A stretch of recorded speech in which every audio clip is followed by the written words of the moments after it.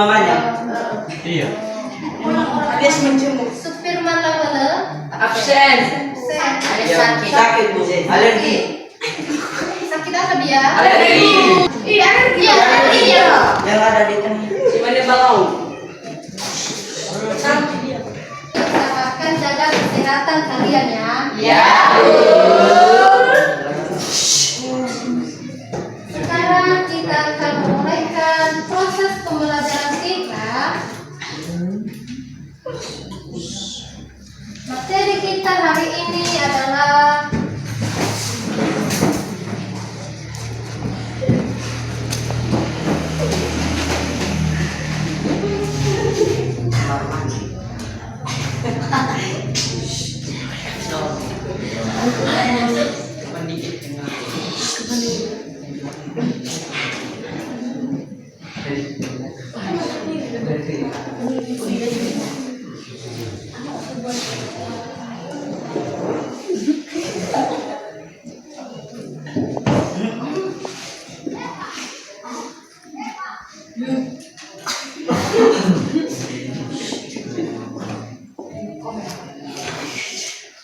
kaidah kebahasaan ceritain.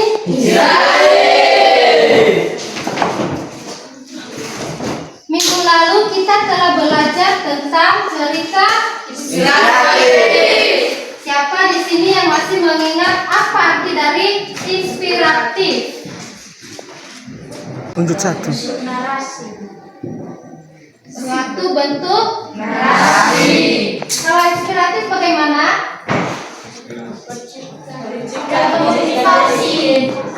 Percikan ide-ide yang motivasi. Nah, pembelajaran kita hari ini adalah kaidah kebahasaan cerita inspiratif. Tujuannya untuk siswa dapat menentukan penulisan bahasa yang digunakan dalam penulisan sebuah cerita inspirasi. Jadi, setelah kita mempelajari kaidah ini, diharapkan kalian mampu membuat sebuah cerita inspiratif dengan menggunakan kaidah-kaidah yang sudah ditentukan. Jadi kita pada hari ini terdapat pada buku paket pada halaman 155. Silakan dibuka. Nah, apakah terdapat di situ kaidah-kaidahnya? Kaidah-kaidah yang dapat digunakan dalam cerita inspiratif yaitu pertama, menggunakan kalimat lampau. Apa itu kalimat lampau?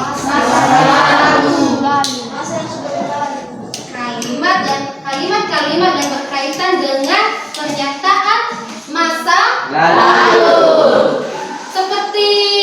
Seperti apakah kalimat lampau itu?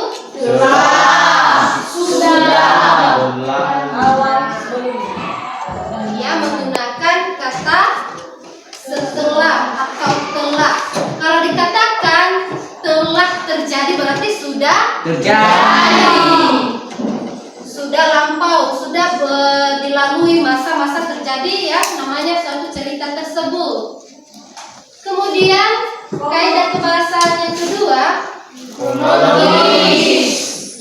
Ya, menggunakan kata-kata atau kalimat yang kronologis. Apa itu kronologis? Nah, itu menyangkut pautnya tentang peristiwa. Peristiwa akan dijelaskan dalam sebuah cerita. Nah, seperti apa kata-kata yang digunakan dalam kronologis? Kemudian,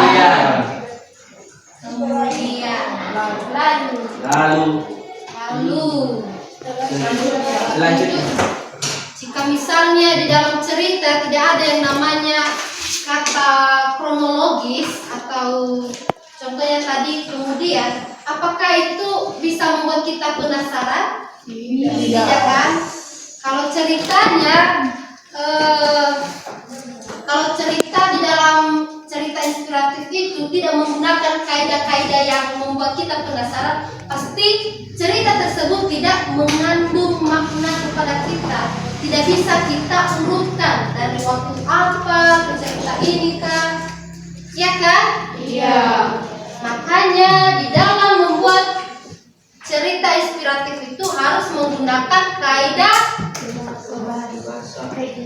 kronologis. Yang ketiga, respon.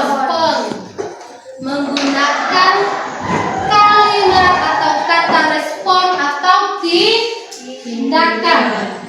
Seperti apa itu respon? Umpan balik. Dari mana berasalnya umpan balik tersebut? Dari penulis ke pembaca. Ya, benar yang dikatakan temanmu.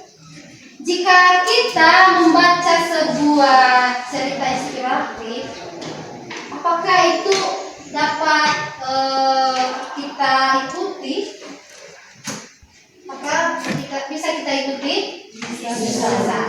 Itu bisa kita ikuti karena kaidah yang digunakan dari cerita penulis tersebut mengandung yang namanya bahasa tindakan atau rasa, adanya menimbulkan kalimat-kalimat yang empati yang bisa dirasakan oleh pembaca. Contohnya saja kita dalam situasi duka ini, ya kan? Iya. Ya. Apakah kalian tidak juga merasakan bagaimana rasanya kehilangan atau berada di posisi yang lagi berduka? Merasakan. Itulah yang dinamakan dengan rasa empati, ikut merasakan. Makanya dikatakan kaidah yang menggunakan kata-kata yang menggunakan tindakan atau respon. Selanjutnya adik-adik apa? Kata pertama. Nah, menggunakan kata orang pertama.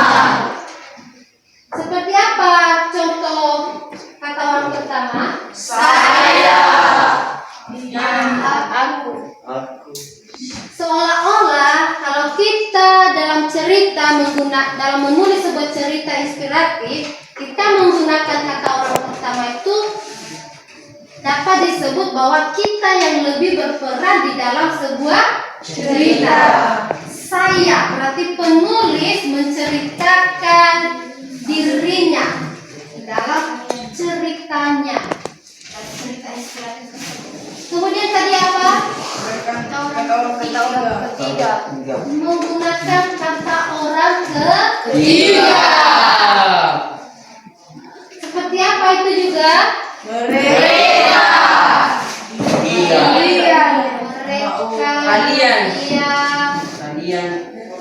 Kalian apa lagi? Nama orang. Nah, kita menggunakan di dalam sebuah cerita itu kata orang ketiga bertujuan untuk adanya orang yang berperan di dalam cerita tersebut. Jika misalnya yang diceritakan di dalam sebuah cerita tersebut hanya satu orang, apakah itu dapat menarik minat pembaca? Tidak. Mengapa? Karena tidak ada yang membuat salah satu komplikasinya, tidak dapat mendukung nanti konflik atau permasalahannya. Oke, silakan dicatat. Ya, Bu. Kaidah kebahasaan. Kaidah kebahasaan. Teks cerita inspiratif. Satu. Menggunakan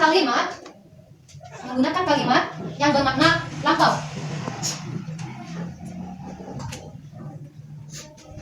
Dua. Menggunakan kata yang menyatakan urutan. Menggunakan kata yang menyatakan urutan waktu.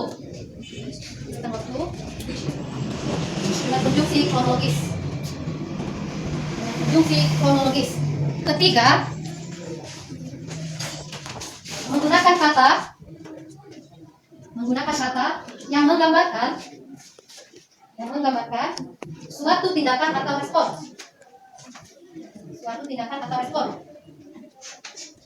Sudah? Keempat, menggunakan kata yang menyatakan kata orang pertama.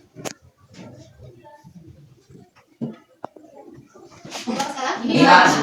Kelima, menggunakan kata yang menyatakan orang ketiga. Oke, bagaimana, paham? Paham. Jadi dapat kita simpulkan pembelajaran kita hari ini adalah kaidah kebahasaan cerita ilustratif. Ada 6 kaidah. Apa saja itu?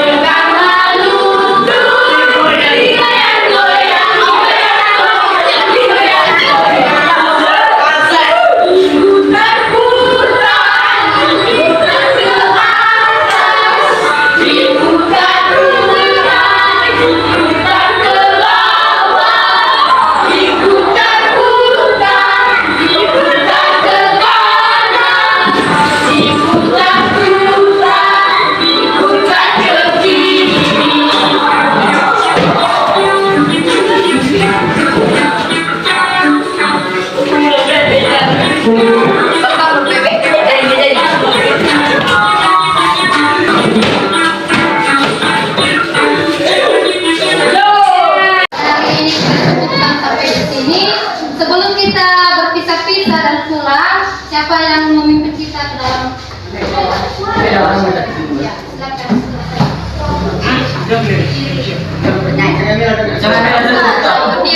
Teman-teman kita berdoa.